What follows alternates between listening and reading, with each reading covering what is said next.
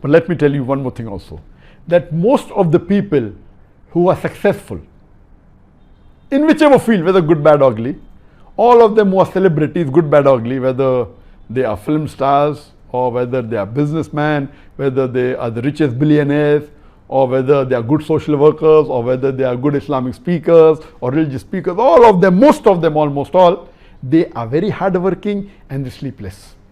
But this is a very small percentage, 0.00001%. Though there is nothing mentioned in the seerah of our beloved Prophet Muhammad, who is the best example, about how many hours did he sleep. But when you see his routine, you can make a judgment that the Prophet, it's not possible for the Prophet to have slept for more than 4.5 hours or 5 hours.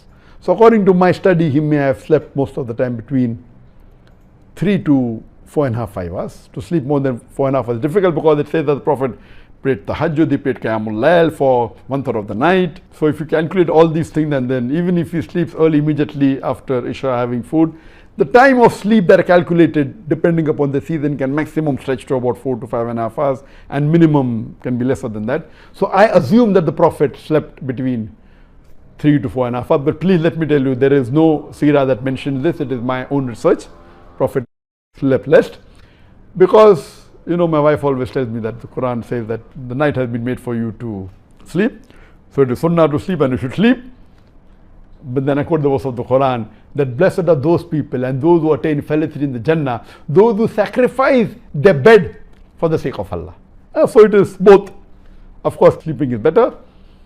But if Allah has given you that capacity, as far as I am concerned, it is nothing that I am unique. It is Allah subhanahu wa ta'ala who has blessed me and has blessed all the human beings, whether Muslim or non-Muslim, to make them function normally even if they sleep less for 5 hours or 4 hours or 3.5 hours.